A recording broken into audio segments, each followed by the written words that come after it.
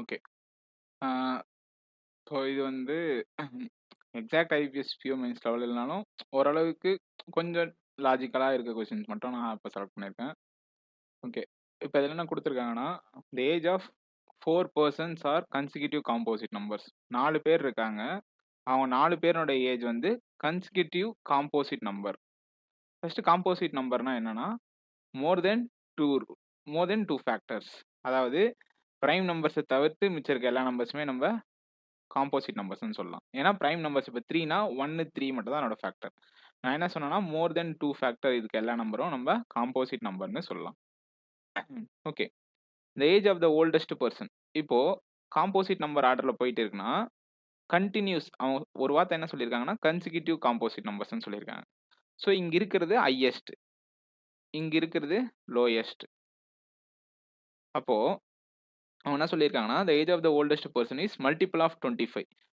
25னோட மல்டிபிள்ல இருக்கணுமா, but not more தென் 100 அப்படின்னா, அங்க என்ன சொல்லியிருக்காங்கன்னா, நாட் கிரேட்டர் தென் 100 அப்படின்னு சாரி நாட் கிரேட்டர் தென் 100 மட்டும் தான் சொல்லியிருக்காங்க. ஸோ இதுக்கு என்ன மீனிங்னா, கண்டிப்பா 100ம் அங்க இன்க்ளூட் ஆகும். நம்ம என்ன நெனச்சுப்போம்னா, நாட் மோர் தென் 100னா 100மே வராதுன்னு நெனச்சுப்போம். ஆனா ஆக்சுவலா அப்படி கிடையாது.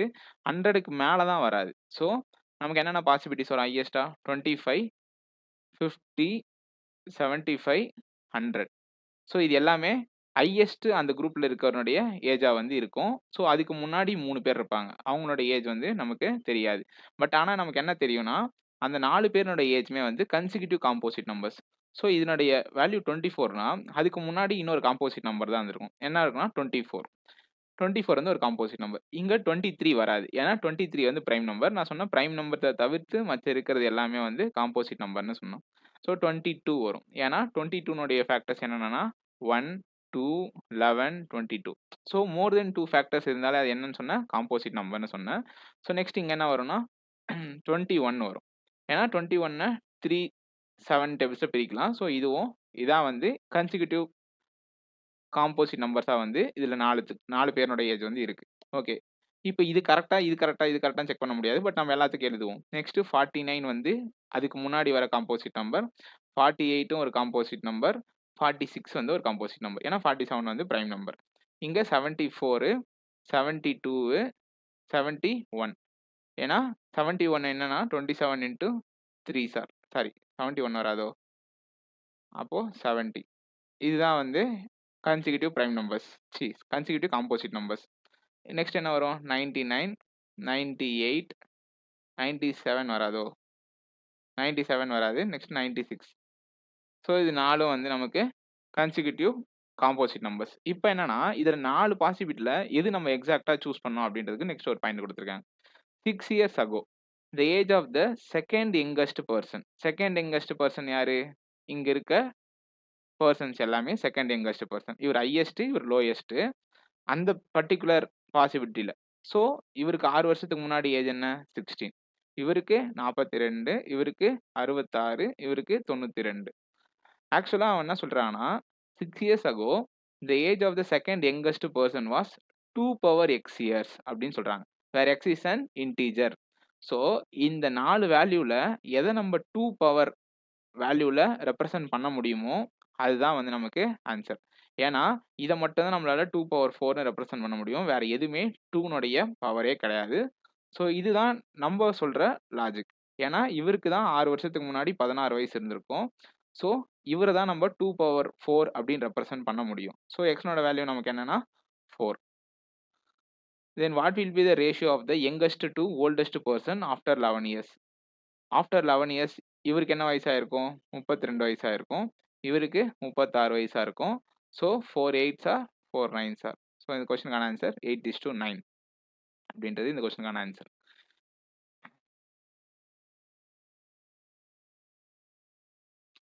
ஓகே. இது வந்து இப்போ நெக்ஸ்ட் கொஸ்டின். ஆக்சுவலா இதுல என்ன குடுத்துருக்காங்கன்னா, இந்த சேலரி, எக்ஸ்பெண்டிச்சர், சேவிங்ஸ் கான்செப்ட் வச்சு இந்த கொஸ்டின் கேட்டிருக்காங்க. ஆக்சுவலா இது ஃபில்லர் பேஸ்டு. ஸோ இத எப்படி ஃபில்லர்ஸ் பேஸ்டு நம்ப அப்ளை பண்ணோம் அப்படின்றத நான் சொல்றேன். இப்போ என்ன குடுத்துருக்காங்கன்னா, 3 பேர் இருக்காங்க. 3 பேருக்கும் சேலரி இருக்கும். 3 பேரும் அதுல ஒரு பார்ட்ட வந்து அவங்க ஸ்பெண்ட் பண்ணிட்டு, மிச்சம் இருக்கிறத சேவ் பண்ணிக்கிறாங்க.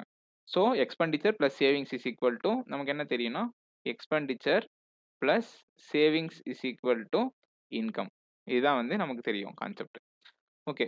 இங்க என்ன குடுத்துருக்காங்கன்னா, ஓகே எத்தன பேர் இருக்காங்க? 3 பேர் இருக்காங்க. VRD.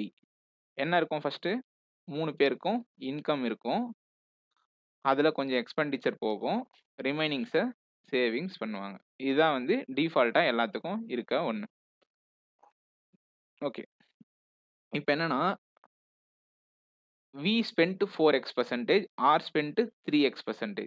ஆர் வந்து 3x%ஆ, வி வந்து 4x% ஸ்பெண்ட் பண்ணானாம். ஆக்சுவலா இங்க ஓகே நான் நெக்ஸ்ட் சொல்றேன். அது ஏன் அப்படின்னு சொல்றேன். இது ஏன் நான் மேல எழுதுனேன்னு சொல்லாம, இப்போ நான் இங்க ஒரு வேரியபிள் வைக்கலாம். என்னன்னா, உங்களுக்கு ஒரு இன்கம் வந்து இவனுக்கும் இவனுக்கும் ஃபர்ஸ்ட் ரிலேஷனே எனக்கு தெரியாது. அதுவும் இல்லாம எக்ஸ்% ஒரு வேரியபிள் வேற குடுத்துருக்காங்க. ஸோ நான் டக்குன்னு நானா என்ன எடுத்துக்கூடாதுன்னா, இங்க 100Y 100Zன்னு எடுத்து நெறைய வேரியபிள்ஸ நம்ம யூஸ் பண்ணிக்க கூடாது. முடிஞ்ச அளவுக்கு வெயிட் பண்ணிட்டு, அந்த கொஸ்டின்ஸ வந்து வேரியபிள்ஸ எப்படி நம்ம கொஞ்சமா யூஸ் பண்றோம் அப்படின்றது தான் matter. Next T spent 25% of her salary. T வந்து அவனுடைய சேலரியில 25% வந்து ஸ்பெண்ட் பண்றான். ஓகே. இப்ப மேல எழுதியிருக்கிறது எல்லாமே என்னது? அவங்களுடைய எக்ஸ்பெண்டிச்சர்ஸ். ஓகே. இப்ப என்ன பாயிண்ட் குடுத்துருக்காங்கன்னா, the salary of T is 120% of R salary. ஆர்னுடைய சேலரிய விட டீனோட சேலரி எப்படி இருக்கான்? 120% இருக்கான். ஸோ இங்க நம்ம 100xன்னு எடுத்தா எக்ஸ்ன்னு எடுக்க வேணாம். இங்க ஒய்ன்னு எடுப்போம். ஏன்னா, இங்க ஆல்ரெடி எக்ஸ்ன்ற வேரியபிள் குடுத்துருக்காங்க. இங்க 100ஒய்ன்னு எடுத்தா நமக்கு இங்க 120ஒய்ன்னு வரும். இவனுடைய சேலரிய விட இவனோட சேலரி 20% அதிகம். அததான் 120% டைரக்ட்டா ரெப்ரசன்ட் பண்ணியிருக்காங்க. ஓகே. நெக்ஸ்ட் பாயிண்ட் என்னன்னா, V spent as much as R. அதாவது வினுடைய எக்ஸ்பெண்டிச்சரும், ஆர்னுடைய எக்ஸ்பெண்டிச்சரும் சேம்ன்னு சொல்ல வராங்க. வி எவ்வளோ ஸ்பெண்ட் பண்ணியிருக்கானோ, ஆரும் அவ்வளோதான் ஸ்பெண்ட் பண்ணியிருப்பான். இப்போ ஃபர்ஸ்ட் டேஷ் என்னன்னா இந்த value. R who spent. Okay. இங்க இன்னொரு பாயிண்ட் என்ன தெரியும் நமக்கு? டி வந்து 25% எக்ஸ்பெண்டிச்சர் பண்றான். ஸோ 120ஒய்ல 25% வந்து 30ஒய். ஸோ கண்டிப்பா டீனோட சேவிங்ஸ் வந்து 90ஒய்யா இருக்கும். இது எல்லாமே நமக்கு டிஃபால்ட்டா கொஸ்டின்ல குடுத்திருக்கு. நான் இது எதுவும் புதுசாலாம் சேஞ்ச் பண்ணல. பட் கொஸ்டினுக்கு ஏத்த மாரி நெக்ஸ்ட் சேஞ்ச் பண்ணுவோம். Okay. R spent R who spent dash times as much as T. T எவ்வளோ ஸ்பெண்ட் பண்ணியிருக்கானோ, அந்த ஃபர்ஸ்ட் டேஷ இங்க ஃபில் பண்ணணும். என்னன்னா, ஆர் எவ்வளோ ஸ்பெண்ட் பண்ணியிருக்கானோ, அதுல 1.75 டைம்ஸ் யார் ஸ்பெண்ட் பண்ணியிருக்கா? ஆர் வந்து ஸ்பெண்ட் பண்ணியிருக்கா. ஸோ 1.75னா நமக்கு என்ன வரும்? 52.5ஒய்ன்னு வரும். கரெக்ட்டா? இதுதான் வந்து ஆர்னுடைய எக்ஸ்பெண்டிச்சர். இத விட 1.75 டைம்ஸ். ஸோ நெக்ஸ்ட் பாயிண்ட் நமக்கு என்ன முன்னாடி தெரியும்? V spent as much as R. So கண்டிப்பா வினோட ஸ்பெண்டிங்கும் 52.5 ஒய்யா தான் இருக்கும். ஆனா என்னன்னா, வினோட இன்கம் எனக்கு தெரியாது. ஸோ அது இருக்கட்டும். Okay. The amount saved by V is dash percentage of the amount saved by T. இவன் சேவ் பண்ண அமௌண்ட்ட விட 25% தான் இவன் சேவ் பண்ணியிருக்கான்னு சொல்றான். ஓகே. அதுக்கு முன்னாடி நம்ம என்ன கண்டுபிடிக்கணும் அப்டின்னா, இவனோட இன்கம் கண்டுபிடிக்கணும். இவனோட இன்கம் கண்டுபிடிச்சா தான் நமக்கு என்ன தெரியும்? இவனோட சேவிங்ஸே தெரியும். கரெக்ட்டா? ஆமா. ஓகே. இப்ப எப்படி இன்கம் கண்டுபிடிக்கணும்னா, இங்க என்ன வேரியபிள் இருக்குன்னு தெரியாது. நான் வின்னு வச்சுக்கிறேன். ஏன்னா வினோட இன்கம் எனக்கு தெரியாது. இங்க என்ன பாயிண்ட் குடுத்துருக்காங்கன்னா, வினோட இன்கம்ல 4x% தான் அவனோட ஸ்பெண்டிங். கரெக்ட்டா? இது வந்து இன்டூ எக்ஸ். இன்டூ எக்ஸ் இல்ல, இன்டூ இதுதான் எக்ஸ். ஓகே. அதனுடைய 4x% தான் 52.5ஒய். கரெக்ட்டா? அதே போல ஆர்னுடைய இன்கம் வந்து 100ஒய். அதுல 3x% தான் எனக்கு என்னது? 52.5ஒய். இது நமக்கு தெரியும். கரெக்ட்டா? இந்த இன்கம்ல 4x% தான் அவனோட எக்ஸ்பெண்டிச்சர். இந்த இன்கம்ல அவனோட 3x% தான் இந்த எக்ஸ்பெண்டிச்சர். ஸோ இது 2 கேன்சல் ஆயிருமா? இது 1. இந்த பெர்சன்டேஜ், எக்ஸ் எல்லாமே கேன்சல். ஸோ நமக்கு வினோட வேல்யூ என்ன வரும்? 300ஒய் டிவைடட் பை 4ன்னு வரும். ஸோ வினோட வேல்யூ 75ஒய். இது என்னதுன்னா, income of V. So income of V வந்து 75ஒய் கிடைச்சுச்சு. நமக்கு என்ன கிடைக்கும் இப்போ?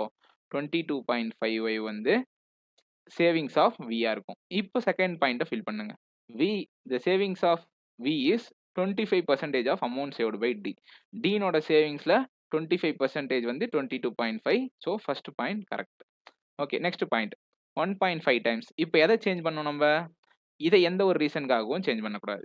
ஏன்னா, நீங்க பார்த்தீங்கன்னா என்ன தெரியும்னா, இப்போ இன்கம் ஆஃப் வி வந்து V into 3x% divided by 100ஒய் இன்டூ இங்க 4x%, இங்க 3x% சீக்வல் டூ எப்பவுமே என்ன தான் வரும்? 1 தான் வரும். ஏன்னா, நீங்க என்ன வேணாலும் இங்க டைம்ஸ மாத்திக்கங்க. ஆனா இங்க போடுற சேம் எக்ஸ்பெண்டிச்சர் தான் இங்கேயும் போடுவோம். ஸோ கண்டிப்பா நமக்கு கேன்சல் ஆகி 1 தான் கிடைக்கும். ஸோ திரும்ப திரும்ப நம்ம எப்படி கண்டுபிடிச்சாலும் இன்கம் ஆஃப் வினோட வேல்யூ 75 தான் அப்படின்றத நம்ம கன்ஃபார்ம் பண்ணிக்கணும். ஓகே, இப்ப என்ன சேஞ்சஸ் இங்க பண்ணணும்னா, இந்த சேஞ்சஸ் மட்டும் பண்ணணும். இது எல்லாமே ஃபிக்ஸட். ஸோ இப்ப இருக்கிறது அப்படியே இருக்கும். இப்ப என்ன குடுத்துருக்காங்கன்னா, 1.5 டைம்ஸ் வந்து யார் ஸ்பெண்ட் பண்றா? ஆர் வந்து ஸ்பெண்ட் பண்றா. யார் ஸ்பெண்ட் பண்றத விட? டி ஸ்பெண்ட் பண்றத விட. ஸோ இங்க 45 ஒய்ன்னு வரும். இங்கேயும் 45 ஒய்ன்னு வரும். ஸோ கண்டிப்பா அப்போ வினோட சேவிங்ஸ் 30 ஒய்யா தான் இருக்கும். இதுல இது எத்தன பெர்சன்டேஜ்? 33.33%. ஸோ இதுவும் கரெக்ட். ஸோ செகண்ட் ஒன்னும் சாட்டிஸ்ஃபை ஆகுது. Third one. இப்போ இத எங்க சேஞ்ச் பண்ணணும்? இந்த இன்கம் மட்டும், இந்த எக்ஸ்பெண்டிச்சர் மட்டும் சேஞ்ச் பண்ணா போதும். என்ன குடுத்துருக்காங்க? 0.5 டைம்ஸ்ன்னு குடுத்துருக்காங்க. ஸோ 0.5னா இங்க என்ன வரும்? 15 ஒய்ன்னு வருமா? இங்க 15 ஒய்னா இங்கேயும் 15 ஒய்ன்னு வரும். ஸோ இங்க 60 ஒய் வந்து சேவிங்ஸ். ஸோ இதுல 2/3 அதாவது 66.67% தான் நமக்கு 60 ஒய். ஸோ இங்க குடுத்துருக்க எல்லா கண்டிஷனுமே கரெக்ட். இப்போ இதுல என்ன கன்ஃப்யூஸ் ஆயிரும்னா, நம்ம எங்க அசம்ப்ஷன் எடுக்கிறதே தப்பா எடுத்துட்டோம். இந்த வச்சு ஸ்டார்ட் பண்ணாம வேற எதையாச்சும் வச்சு ஸ்டார்ட் பண்ணா கண்டிப்பா இந்த கொஸ்டின் தப்பா தான் முடியும். ஸோ இந்த கொஸ்டின் போட முடியாது. இந்த பேசிக் கான்செப்ட் வந்து நமக்கு தெரிஞ்சிருக்கணும். இது 2 ஈக்குவல் ஆனா கேன்சல் ஆகி 1 தான் வரும். ஸோ நம்ம திரும்ப திரும்ப வீணோட இன்கம் புதுசு புதுசா கண்டுபிடிக்கணும்னு அவசியம் இல்ல. கண்டிப்பா இது சேஞ்ச் ஆகாது. ஸோ இந்த கான்செப்ட் வந்து இம்பார்ட்டன்ட்.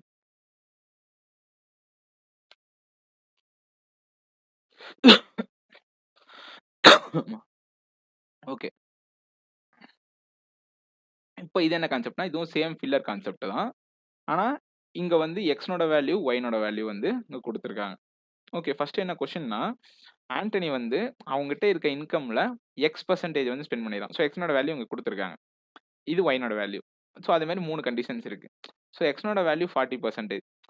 இன்வெஸ்ட்மென்ட் அந்த 40% அமௌண்ட்ட 20% சிம்பிள் இன்ட்ரெஸ்ட் குடுக்குற ஸ்கீம்ல இன்வெஸ்ட் பண்ணிட்டான். ஓகே.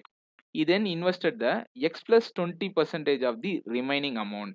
ஓகே. இப்ப நான் இங்க என்ன பண்ண போறேன்னா, ஃபர்ஸ்ட்டு நானா ஒரு அதாவது அவனுடைய டோட்டல் அமௌண்ட் வைக்க போறேன். என்னன்னா 100 ஏன்னு வைக்க போறேன். ஏன்னா, எனக்கு வந்து இங்க எக்ஸ்ன்னு இருக்கு. ஸோ நான் எக்ஸ்ன்னு இங்க வைக்க விரும்பல. ஸோ 100 ஏல எக்ஸ் பெர்சன்டேஜ். ஃபர்ஸ்ட் கண்டிஷன் என்ன? 40%. 40% அவன் எதுல இன்வெஸ்ட் பண்றான்? 40 ஏவ 20% சிம்பிள் இன்ட்ரெஸ்ட்ல இன்வெஸ்ட் பண்றான். இது எல்லாமே எவ்வளோ வருஷம் நடக்குதுன்னா, 2 வருஷம் நடக்குது. ஸோ ஆஃப்டர் 2 இயர்ஸ் இது எல்லாமே சொல்றாங்க. இங்க ஃபுல்லா கொஸ்டின படிச்சு பார்த்தோம்னா, இந்த ரிமைனிங் அமௌண்ட் திரும்ப எக்ஸ்னோட வேல்யூ சப்ஸ்டிட்யூட் பண்ணி ரிமைனிங் ஒரு அமௌண்ட் கிடைக்கும்ல. 60 ஏ. அதுல 60% ஏன்னா 40 நீங்க சப்ஸ்டிட்யூட் பண்ணா 60% of the remaining amount in scheme B. இதுல 60%னா 36 ஏ. ரிமைனிங் இருக்க 24 ஏ அவன் அப்படியே வச்சுப்பான். ஏன்னா and kept the rest with himself. So இதுல 60% இன்வெஸ்ட் பண்ணிட்டு இத அவன் அப்படியே வச்சுப்பான். இத எத்தன பெர்சன்டேஜ் இன்வெஸ்ட் பண்ணா 20% சிம்பிள் இன்ட்ரெஸ்ட்ல 2 இயர்ஸ். இத 12.5% சிம்பிள் இன்ட்ரெஸ்ட்ல 2 இயர்ஸ். ஓகே. அப்ப அவன் என்ன கிடைக்கும்னு சொல்றான்னா, after 2 years the total amount obtained from the investments and the amount he kept. So இந்த 2 இன்வெஸ்ட்மென்ட்ல இருந்து வர அமௌண்ட்டும், அவன் வச்சுக்கிட்ட அமௌண்ட்டையும் மொத்தமா சேர்த்தா Y% more then the initial amount. இங்க என்ன குடுத்துருக்காங்க ஒய்னோட வேல்யூ. ஸோ இந்த சேஞ்சஸ் எல்லாமே நம்ம பண்ணதுக்கு அப்புறம் வர ஃபைனல் ஆன்சர் 125 ஏவா இருக்கணும். இதான் வந்து இந்த கண்டிஷன். இப்போ 2 இயர்ஸ் 20%னா நமக்கு என்ன இன்ட்ரெஸ்ட் கிடைக்கும்? 40% கிடைக்கும். ஸோ 40 ஏல 40%னா இன்ட்ரெஸ்ட் மட்டும் இங்க 16 ஏ கிடைக்கும். ஸோ இந்த ஸ்கீம்ல நமக்கு கிடைக்கிற டோட்டல் அமௌண்ட் 56 ஏ. இந்த ஸ்கீம்ல 36 ஏல 12.5% 2 இயர்ஸ்னா நமக்கு 25% வந்து இன்ட்ரெஸ்ட் கிடைக்கும். ஸோ இன்ட்ரெஸ்ட் வந்து 9 ஏ. ஸோ இங்க கிடைக்கிற அமௌண்ட் 45 ஏ. ஆல்ரெடி நமக்கு 24 ஏ அவன் எந்த சேஞ்சஸும் பண்ணாம அப்படியே வச்சுக்கிறான். ஸோ இப்போ இது எல்லாத்தையும் ஆட் பண்ணீங்கன்னா நமக்கு என்ன கிடைக்கும்? 69, 75, 125 ஏன்றது டோட்டல் வந்து கிடைக்கும். ஸோ இங்க சொல்ற எல்லா கண்டிஷனும் சாட்டிஸ்ஃபை ஆகுது. ஸோ இந்த ஆன்சர் கரெக்ட். இது ஆக்சுவலா எப்படி அப்ரோச் பண்ணணும் அப்படின்னா,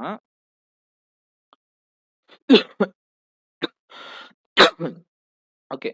நான் சொன்ன மாரி 100 ஃபர்ஸ்ட் நான் போட்டு காட்டிட்டேன். செகண்ட் 20% ஃபர்ஸ்ட் எடுத்து வைக்கிறாங்க. என்ன 20 ஏன்னு வருமா? ரிமைனிங் என்ன இருக்கு? 80 ஏ இருக்கு. இதுல இங்க சப்ஸ்டிட்யூட் பண்ணும்போது இது எத்தன பெர்சன்டேஜா மாறிடும்? 40%ஆ மாறிடும். ஸோ 80ல 40% எவ்வளோ? 32 ஏ. ரிமைனிங் இருக்க 48 ஏவ அவன் அப்படியே வச்சுப்பான். இதுக்கு 40% இன்ட்ரெஸ்ட் கால்குலேட் பண்ணணும். இதுக்கு 25% இன்ட்ரெஸ்ட் கால்குலேட் பண்ணணும். இதுக்கு 40% கால்குலேட் பண்ணா 8 ஏ. ஸோ டோட்டல் அமௌண்ட் 28 ஏ. இதுல 25% கால்குலேட் பண்ணா 8 ஏ. ஸோ டோட்டல் அமௌண்ட் 40 ஏ.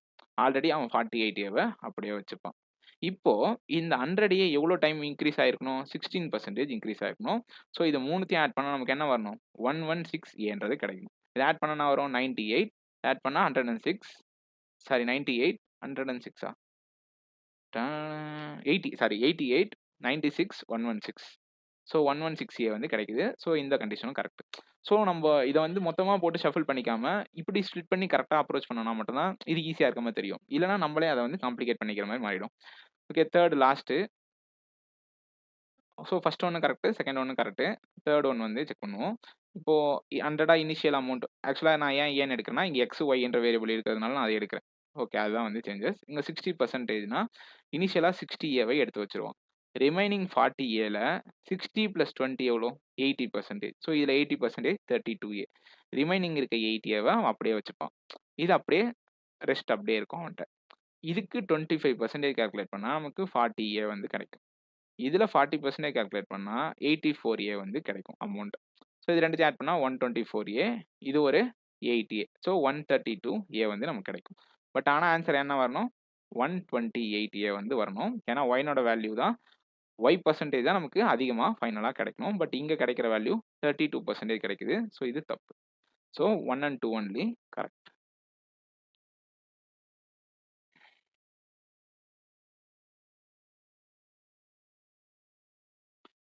ஓகே. இது வந்து ஒரு pipes and systems based concept. Okay. ஆ ஒரு டேங்க்ல வந்து 2 இன்லெட் பைப் இருக்கு. பி அண்ட் கியூ அப்படின்னு. 2 அவுட்லெட் பைப் இருக்கு. Y and Z. ஆக்சுவலா நமக்கு என்ன தெரியும்னா, இன்லெட் பைப்னா அதனோட எஃபிஷியன்சி பாசிட்டிவா இருக்கும். அவுட்லெட் பைப்னா அதனோட எஃபிஷியன்சி நெகட்டிவா இருக்கும். இது நமக்கு தெரியும். Okay. When the tank was empty. Tank எம்ப்டியா இருக்கப்ப both inlet pipes were open. 2 inlet pipe என்னென்ன? P, Q. அவுட்லெட் பைப்ஸ் என்ன? Y, Z. ஓகே. 2 இன்லெட் பைப்பும் ஓப்பன்ல இருக்கு. நம்ம ஆக்சுவலா எப்படி ரெப்ரசென்ட் பண்ணலாம்? இப்போ P பிளஸ் Q இன்டூ 4ன்னு ரெப்ரசென்ட் பண்ணலாம். ஏன்னா, இந்த P பிளஸ் Q நான் எப்படி ரெப்ரசென்ட் பண்றேன்னா, அதனோட எஃபிஷியன்சியா நான் அத கன்சிடர் பண்ணிக்கிறேன். Pனா Pனோட எஃபிஷியன்சி, Qனா Qனோட எஃபிஷியன்சி. ஆக்சுவலா எஃபிஷியன்சி இன்டூ டைம் தான் நமக்கு என்னன்னா டோட்டல் வொர்க். கரெக்ட்டா? ஸோ ஃபைனலா நான் எதுக்கு ஈக்குவல் பண்ணுவேன்னா, அந்த டேங்க்னுடைய டோட்டல் கெப்பாசிட்டிக்கு ஈக்குவல் பண்ணுவேன். ஸோ எனக்கு என்ன கிடைக்கும்? இந்த எஃபிஷியன்சிஸ்லாம் கிடைக்கும். Efficiency into time. கரெக்ட்டா? ஸோ P பிளஸ் Qன்றது போத் இன்லெட் பைப்ஸ்னோட எஃபிஷியன்சி இன்டூ அதனோட டைம் வந்து 4. Later pipe Y was also open. So இது முடிஞ்சதுக்கப்புறம், இப்போ யார் யாரெல்லாம் ஒர்க் பண்றா? P plus Q minus Y. ஏன் அப்படின்னா நான் மைனஸ் போடுறேன்னா, இது நெகட்டிவான ஃபங்ஷன்ஸ் தான் ஒர்க் ஆகும். பட் அதனோட எஃபிஷியன்சி கவுண்ட் பண்ணுவோம். பட் நெகட்டிவ்ல தான் கவுண்ட் பண்ணுவோம். ஏன்னா, அது எம்ப்டி பண்ற பைப். ஸோ இது வந்து outlet pipe. Okay. While P, Q were open. While P, Q, Y are open. இந்த 3 பைப் ஓப்பனா இருக்கு. ஒரு சர்டைன் டியூரேஷன் வந்து ஓப்பனா இருக்கு. அப்பவே என்னன்னா, பைப் Z வந்து 8 மணி நேரம் ஓப்பன் பண்ணி விட்டாங்க. ஓகேவா? ஆக்சுவலா இதுலருந்து என்ன சிம்பிளா நம்ம புரிஞ்சுக்கணும்னா, ஸோ 8 மணி நேரத்த விட PQY வந்து அதிகமா வொர்க் பண்ணி இருப்பாங்க. ஏன்னா, அவங்க வொர்க் பண்ண பர்ட்டிகுலர் ஏதோ ஒரு டைமிங்ல யார் வொர்க் பண்ணா? Z வந்து 8 மணி நேரம் வொர்க் பண்ணான். இங்க ஏன் நான் மைனஸ் போடுறேன்னா, Zனோட efficiency minus. So minus Z into 8. இங்க ஆக்சுவலா ஒரு டைமிங் வரும். அந்த டைமிங் எனக்கு தெரியாது. ஏன்னா, இவங்க 3 பேர் சேர்ந்து எத்தன மணி நேரம் வொர்க் பண்ணாங்கன்னே நமக்கு தெரியாது. ஸோ அந்த பர்ட்டிகுலர் டைம்ல மட்டும் Z வந்து 8 மணி நேரம் வொர்க் பண்ணிட்டு முடிச்சுட்டு போயிட்டான். Okay. 14 hours before the tank become full. Pipe P was closed and only pipes Q and Y filled the remaining 20% of the tank. Okay. இப்ப இதுலருந்து என்ன மீனிங்னா, ஸோ டைம ரிவர்ஸ்ல இருந்து சொல்றாங்க. ஸோ இங்கலாம் அவங்க வொர்க் பண்ணதெல்லாம் எனக்கு எவ்வளோ டைமிங் தெரியாது. பட் லாஸ்ட்டா வொர்க் முடிக்கிற 14 மணி நேரத்துல யாரு மட்டும் இருந்தா? Qவும் Yயும் மட்டும் இருந்தாங்க. ஏன்னா, அப்போ P லெஃப்ட் ஆயிட்டான். ஸோ சிம்பிளா இதுக்கு என்ன மீனிங்? ரிவர்ஸ்ல இருந்து 14 மணி நேரத்துக்கு முன்னாடி இந்த பாயிண்ட்ல P வந்து லெஃப்ட் ஆயிட்டான். ஸோ கண்டிப்பா அந்த 14 மணி நேரம் யார் மட்டும் தான் இருந்திருப்பா? கண்டிப்பா Qவும் Y மட்டும் தான் இருந்திருப்பான். ஏன் நான் Zட்ட கன்சிடர் பண்ணேன்னா, Z மொத்தமாவே 8 மணி நேரம் தான் வொர்க் பண்ணான்னு அவங்களே சொல்லிட்டாங்க. ஸோ இதுல நம்ம கன்சிடர் பண்றதுக்கு எதுவுமே இல்ல. So is equal to total work. புரியுதுங்களா? இந்த டைமிங் மட்டும் தெரியாது. Z 8 மணி நேரம் வொர்க் பண்ணா, Qவும் Yயும் 14 மணி நேரம். ஃபர்ஸ்ட் Pயும் Qவும் 4 மணி நேரம். PQY வந்து சேர்ந்து எத்தன மணி நேரம் வொர்க் பண்ணாங்கன்னு யாருக்கும் தெரியாது. ஓகே. இப்போ இங்க என்ன கான்செப்ட்னா, இவங்க மட்டும் இந்த 14 மணி நேரம் வொர்க் பண்ணாங்கல்ல Qவும் Yயும், அவங்க மட்டும் எத்தன பெர்சன்டேஜ் ஆஃப் த டேங்க்க ஃபில் பண்ணியிருக்காங்கன்னா, 20% ஆஃப் த டேங்க்க ஃபில் பண்ணியிருக்காங்க. ஸோ இதுவரைக்கும் நடந்த ப்ராசஸ்ல எவ்வளோ ஃபில் ஆயிருக்கும் அப்போ? 80% ஆஃப் த டேங்க் வந்து ஃபில் ஆயிருக்கும். கரெக்ட்டா? ஏன்னா, PQ 4 மணி நேரம், PQY சேர்ந்து எவ்வளோ நேரம்னு தெரியாது. Z 8 மணி நேரம் அந்த நடுவுல வொர்க் பண்ணிட்டு போயிட்டான். ஸோ இது மட்டும் நடந்துச்சுன்னா, அங்க 80% ஆஃப் டேங்க் ஃபில் ஆயிருக்கும். அப்பதான் இவங்க ரிமைனிங் இருக்க 20% ஆஃப் டேங்க்க ஃபில் பண்ணியிருப்பாங்க.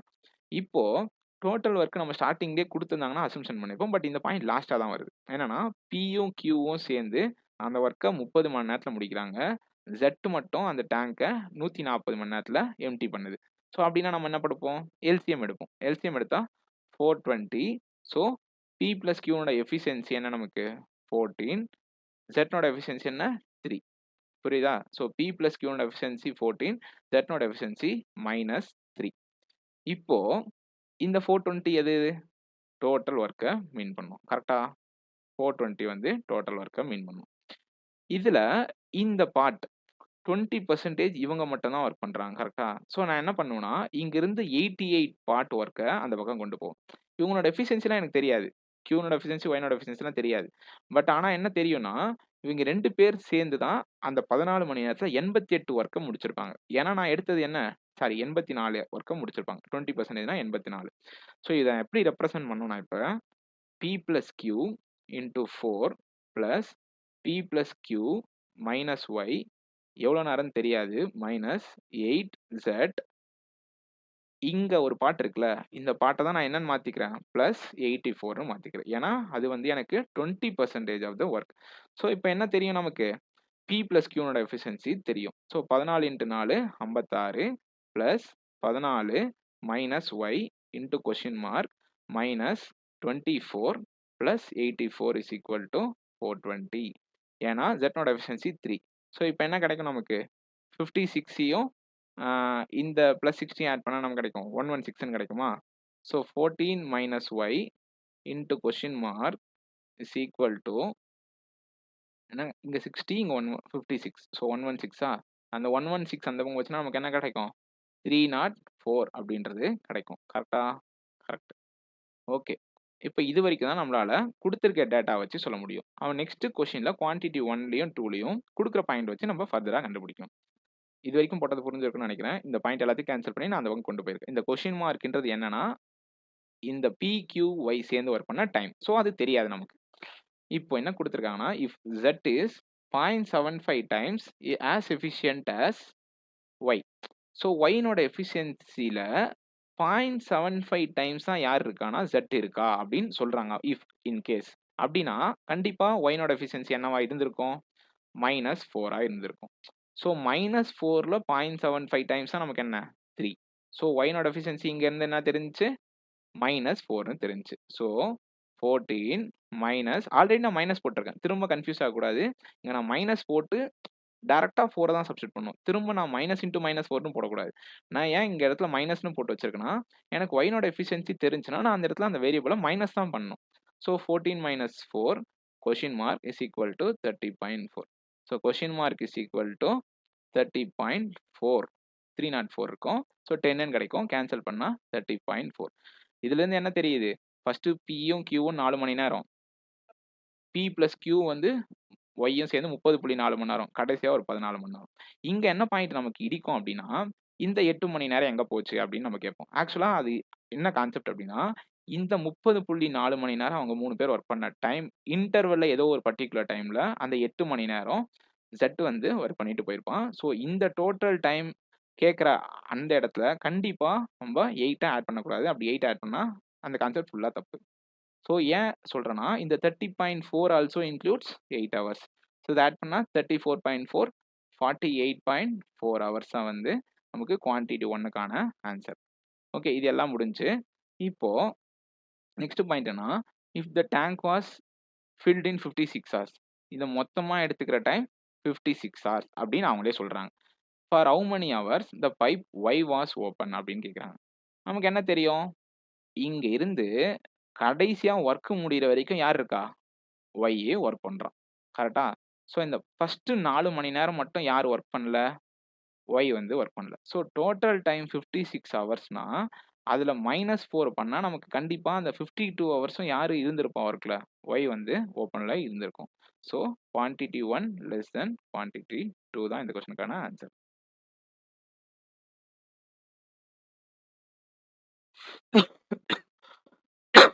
ஓகே. இது வந்து ஏஜஸ் பேஸ்டு கான்செப்ட். ஓகே. நான் எக்ஸாம்பிள் சொல்றேன். இந்த ஒரு குழந்தை வந்து பொறக்கிறப்ப அப்படின்னா எப்படி பின்னாடி போறது? ஐ மீன் இப்போ ஒரு சன்னோ, டாட்டரோ இருக்காங்க. அவங்களோட ஏஜ்க்கு வந்து அவங்க பொறக்கிறப்ப அவங்க ஃபாதர், மதருக்கு என்ன ஏஜ் இருந்திருக்கும்? அப்படின்ற கான்செப்ட் நம்ம எப்படி போணும் அப்படின்றத நான் சொல்றேன் ஃபர்ஸ்ட்டு. ஓகே. ஃபர்ஸ்ட்டு சிம்பிளா வந்து இப்படி வச்சுப்போம். என்னன்னா ஒரு ஃபாதருக்கு வந்து 40 இயர்ஸ் ஓல்டு, மதருக்கு வந்து 30, சன்னோட ஏஜ் வந்து 10, டாட்டரோட ஏஜ் வந்து 12 அப்படின்னு வச்சுப்போம். இப்போ ஒண்ணுமே இல்ல. சன் வந்து பொறக்குறான் அப்படின்னா என்ன அர்த்தம்? ஸோ 10 வருஷத்துக்கு முன்னாடி கண்டிப்பா பொறந்திருப்பான். கரெக்ட்டா? 10 வருஷத்துக்கு முன்னாடி பொறந்திருக்கான்னா, ஸோ கண்டிப்பா இவங்களுக்கு எல்லாருக்குமே அன்னைக்கு ஐ மீன் இப்ப இருக்க வயச விட 10 வயசு கம்மியா இருக்கும். ஏன்னா, இவன நமக்கு வயசு 0ன்னு மாத்தணும். அதுதான் கான்செப்ட். அப்பதான் அவன் பொறந்திருப்பான். எப்போ ஒருத்தருக்கு வயசு 0ன்னு இருக்கோ, அப்பதான் அவங்க கண்டிப்பா பொறந்திருப்பாங்க. ஸோ 10 வருஷம் பின்னாடி போறோம். இங்க நமக்கு என்னன்னா, நம்பர்ஸ்ல அவங்களோட ஏஜஸ் தெரியும். ஸோ இவனுக்கு 10ன்னு தெரியும். ஸோ இங்க 40ன்னு தெரியும். என்ன பண்ணுவோம் சிம்பிளா, அந்த சன் பொறக்கிறப்போ ஃபாதருக்கு ஏஜ் 30, மதருக்கு ஏஜ் 20, இந்த டாட்டருக்கு ஏஜ் 2ன்னு சிம்பிளா மைனஸ் பண்ணிருவோம் 10. பட் நம்பர் இருக்கிறதுனால மட்டும் தான் மைனஸ் பண்ணணும் அப்படின்னு கிடையாது. ஈவன் அங்க வேரியபிளே இருந்தாலும் நம்ம தாராளமா அங்க மைனஸ் பண்ணலாம். ஸோ சிம்பிளா என்னன்னா, அங்க இருக்க ஏஜ எல்லாருக்கும் மைனஸ் பண்ணணும். யார் பொறக்கிறப்ப அப்படின்னு சொல்றாங்களோ, அவங்களோட ஏஜ எல்லாருக்கும் மைனஸ் பண்ணா, ஸோ அந்த பர்ட்டிகுலர் பெர்சன் பொறக்கிறப்ப, அவங்களுக்கு மிச்சம் இருக்கவங்க எல்லாருக்கும் என்ன வயசு இருக்கும் அப்படின்ற கான்செப்ட் வந்து நமக்கு தெரியும். ஓகே. ஆ இப்ப நான் இது எக்ஸாம்பிள்ல சொல்றேன். இந்த கொஸ்டினே வச்சு சொல்றேன். ஸோ அப்போ வந்து நமக்கு புரியும். Okay. A family as a couple and their children, son and daughter. So ஒரு ஃபேமிலில வந்து ஃபாதர், மதர் இருக்காங்க. சன்னு, டாட்டர் வந்து இருக்காங்க. Okay. The average age of the children is 13 years. So average age வந்து 13 இயர்ஸ்னா, ஸோ சன்னுக்கும், டாட்டருக்கும் சேர்ந்து ஆவரேஜ் 13னா அப்போ டோட்டல் ஏஜ் என்ன? 26 வந்து இவங்க 2 பேருடைய டோட்டல். கரெக்ட்டா? இவங்க 2 பேரோட டோட்டல் வந்து 26. Next. The percentage of the ratio of percentage of mother and father is 5:6. So இங்க 5:6ன்னு குடுத்துருக்காங்க. நான் தாராளமா என்ன எடுத்துக்கலாம்? வேரியபிள் எடுத்துக்கலாம். ஸோ மதர்னுடைய இப்ப ஏஜ் என்னன்னா 5x, ஃபாதருக்கு என்ன ஏஜ்னா 6x. கரெக்ட்டா? ஓகே. இப்போ என்ன குடுத்துருக்காங்க? When the daughter was born. இப்ப தான் நான் சொன்னேன். ஒருத்தவங்களுடைய ஒருத்தங்க அவங்க பொறக்கிறப்போ மத்தவங்களுக்கு என்ன வயசு இருக்கணும்னு தெரியணும்னா, இவங்களுக்குன்னு பர்ட்டிகுலர் வயசு நமக்கு தெரியணும். தெரிஞ்சா தான் நம்ம என்ன பண்ண முடியும்? இவங்களுக்கு எல்லாருக்கும் அந்த பர்ட்டிகுலர் ஏஜ் எடுத்துட்டு போய் மைனஸ் பண்ண முடியும். மைனஸ் பண்ணா நமக்கு என்ன வரும்? அந்த வருஷம் வந்து பின்னாடி போயிருவோம். ஸோ அந்த பொண்ணு பொறக்கிறப்ப மத்தவங்களுக்கு எல்லாம் என்ன வயசுன்னு தெரியும். ஸோ அதுக்காக நான் என்ன பண்றேன்னா, டாட்டருக்கு ஏஜ் வந்து ஒய்ன்னு வைக்கிறேன். ஏன் ஒய்ன்னு வைக்கிறேன்? எனக்கு என்ன தெரியும்னா, சன்னுக்கும் டாட்டருக்கும்கான டோட்டல் வந்து 26ன்னு தெரியும். ஸோ நான் டாட்டருக்கு ஒய்ன்னு வச்சேன்னா, எனக்கு என்ன தெரியும்? கண்டிப்பா சன்னுக்கு 26 மைனஸ் ஒய் தான் வந்து சன்னோட ஏஜ். கரெக்ட்டா? ஸோ சன்னோட ஏஜ் 26 மைனஸ் ஒய், டாட்டரோட ஏஜ் ஒய். இப்போ when the daughter was born. Daughter பொறக்கிறப்ப அப்படின்னா என்ன அர்த்தம்? சிம்பிளா டாட்டர்னுடைய ஏஜ் எல்லாருக்கும் மைனஸ் பண்ணணும். டாட்டர் பொறக்கிறப்ப மதருக்கு என்ன வயசு இருக்கும்? 5x minus Y. புரியுதா? இங்க நம்பரா இருக்க பட்சத்துல நம்ம என்ன பண்ணணும்? நம்பர மைனஸ் பண்ணணும். பட் இங்க வேரியபிள் இருக்கு. ஸோ வேரியபிள் இருந்தாலும் என்ன பண்ணணும்? இந்த இடத்துல அவனுக்கு 0ன்னு வரணும். அந்த பொண்ணுக்கு வயசு 0ன்னு ஆச்சுனா தான் அந்த பொண்ணு பொறந்திருக்குன்னு அர்த்தம். ஸோ அந்த 0ன்னு வரணும்னா என்ன மைனஸ் பண்ணணும்? ஒய்ய மைனஸ் பண்ணணும். ஸோ ஒய் இயர்ஸ் ரிவர்ஸ்ல போணும் எல்லாருமே. ஸோ ஃபாதரோட ஏஜ் வந்து 6x minus y. When the daughter was born, the mother was 5 times as old as his son. So சன்னுக்கும் என்ன ஆயிருக்கும்? கண்டிப்பா இந்த 26 மைனஸ் ஒய்ன்றது அவனோட ஏஜ்.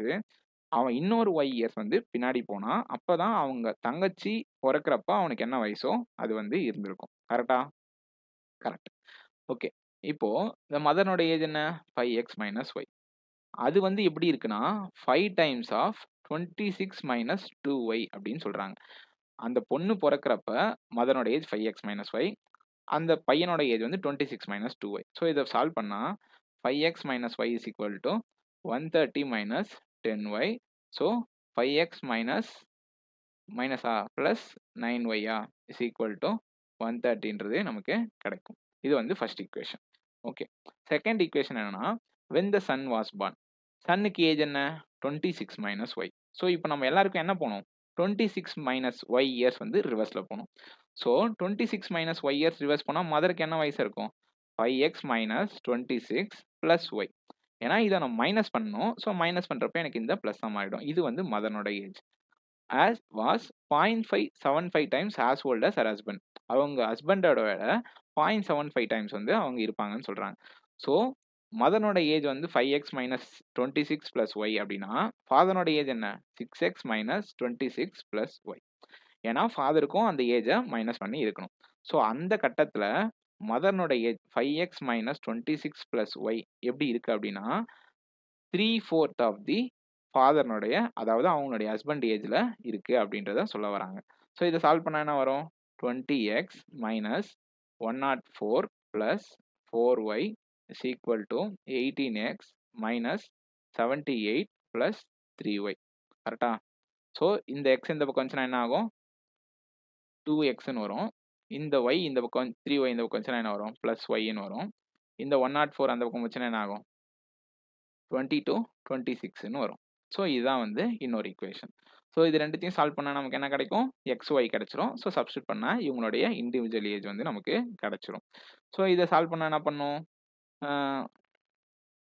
நான் இதை வந்து 2ஆல் மல்டிப்ளை பண்ணுறேன், இதை 5ஆல் மல்டிப்ளை பண்ணுறேன். இது 2ஆல் மல்டிப்ளை பண்ணால் 10x plus 18y is equal to 260. இது 5ஆல் மல்டிப்ளை பண்ணால் 10x plus 5y is equal to 5 தானே மல்டிப்ளை பண்ணுவோம். ஸோ 130. கரெக்டா? ஸோ இதுக்கு மைனஸ், இதுக்கு மைனஸ், இதுக்கு minus. So 13y is equal to 130. So ஒய்னோட வேல்யூ 10 அப்படின்னா எக்ஸ்னோட வேல்யூ இங்கே என்ன வரும், ஒய்னோட வேல்யூ 10 நீங்கள் சப்ஸ்டியூட் பண்ணுமா. So 2x is equal to 16. So எக்ஸ்னோட வேல்யூ 8. இப்போ பாருங்க, இனிஷியலாக ஃபாதர்னோட ஏஜ் என்ன 6x. ஸோ 48. மதனோட ஏஜ் என்ன 40. சன்னோட ஏஜ் என்ன 26 மைனஸ் ஒய். ஸோ 16. டாட்டர்னோட ஏஜ் என்ன 10. இப்போ இந்த கண்டிஷன்லாம் கரெக்டானு செக் பண்ணுவோம். எப்படின்னா when the daughter was born. Daughter was பார்ன்னா எல்லாருக்கும் என்ன இருக்கும் 10 வருஷம் மைனஸ் ஆயிருக்கும். ஸோ அம்மாவோட ஏஜ் வந்து 30, இந்த பையனோட ஏஜ் வந்து 6. ஸோ அப்போ அந்த பையனோட ஏஜை விட 5 டைம்ஸ் அவங்க அம்மாவோட ஏஜ் இருக்கு. கரெக்டா? ஸோ இந்த கண்டிஷன் சாட்டிஸ்ஃபை ஆகுதுனாலே நம்ம போட்டது கரெக்ட். ஸோ ஃபாதரோட ஏஜ் 48, மதனோட ஏஜ் 40, சன்னோட ஏஜ் 16, டாட்டனோட ஏஜ் 10. ஸோ இந்த 4 பேரோட ஏஜ் வந்து கண்டுபிடிச்சாச்சு. இப்போ நெக்ஸ்ட் வந்து ஒரு சப் கொஸ்டின் கேட்டிருக்காங்க. அந்த கொஸ்டினுக்கான ஆன்சர் வந்து பார்ப்போம். ஓகே, இப்போ ஃபாதரோட ஏஜ் வந்து 48, மதர் 40, டாட்டர் 10, சன் 16. ஓகே, இப்போ என்ன கொஸ்டின்னா if they have another child, இப்போ அவங்களுக்கு இன்னொரு குழந்தை புதுசாக பிறக்குது. ஒய் இயர்ஸ் ஃப்ரம் நவ் அப்படின்னா இன்னைக்கு தேதியிலிருந்து ஒய் இயர்ஸ்க்கு அப்புறம் தான் வந்து ஒரு குழந்தை பிறக்க போகுது. ஸோ என்ன சிம்பிள் கான்செப்ட்னா ஒய் இயர்ஸ்க்கு அப்புறம் தான் இங்கே ஒரு குழந்தை புதுசாக பிறக்க போகுது. கரெக்டா? ஸோ அப்போ எல்லாருக்கும் என்ன ஆகும் ஒய் இயர்ஸ் வந்து இன்க்ரீஸ் ஆயிருக்கும். அவங்க வயசு வந்து அந்த குழந்தை பிறக்கிறப்போ கண்டிப்பாக எல்லாருக்கும் ஒய்ன்ற ஏஜ் வந்து இன்க்ரீஸ் ஆயிருக்கும். கரெக்டா? Correct. The average age of the family will be 42 years. அந்த ஃபேமிலி வந்து 42 இயர்ஸ் ஆகுமா எப்போனா when the child becomes 4y years old. இங்க என்ன கான்செப்ட் அப்படின்னா இந்த இடத்துல அந்த புது குழந்தைக்கு ஏஜ் என்ன 0. ஸோ அந்த குழந்தைக்கு 4y இயர்ஸ் ஓல்டு வந்து ஆகணும். ஸோ இங்க வரப்பயே அப்பாவுக்கு 48 பிளஸ் ஒய், அம்மாவுக்கு 40 பிளஸ் ஒய், டாட்டருக்கு 10 பிளஸ் ஒய், சன்னுக்கு 16 பிளஸ் ஒய். இது எப்போ அந்த புது குழந்தை பிறக்கிறப்போ, அந்த புது குழந்தைக்கு 0 வயசு இருக்கப்போ. ஸோ இந்த புது குழந்தைக்கு 4y இயர்ஸ் ஆகும்னா கண்டிப்பா இவங்க எல்லாருக்கும் என்ன ஆகும் 4y இயர்ஸ் திரும்ப இன்க்ரீஸ் ஆகும். கரெக்டா? ஸோ இன்க்ரீஸ் ஆச்சுன்னா 48 plus 5y, 40 plus 5y, 10 plus 5y, 16 plus 5y. So இந்த பையனோட ஏஜ் மட்டும் 4y இருக்கும். ஸோ இவங்க எல்லாருக்கும் ஆவரேஜ் 5 டிவைடட் பை 5 போடணும். ஏன்னா இப்போ 5 பேர் இருக்காங்க. அதனுடைய ஆன்சர் தான் எனக்கு என்னன்னா 42 அப்படின்றது கிடைக்கும். இப்போ இதெல்லாம் ஆட் பண்ணனா வரும் 88, 98, 104, 114 plus 10, 15, 20y is equal to 200. Sorry, இந்த 4y ஆட் பண்ணுமோ 24y. 4 5 20, இது ஒரு 4y. 24y is equal to 210.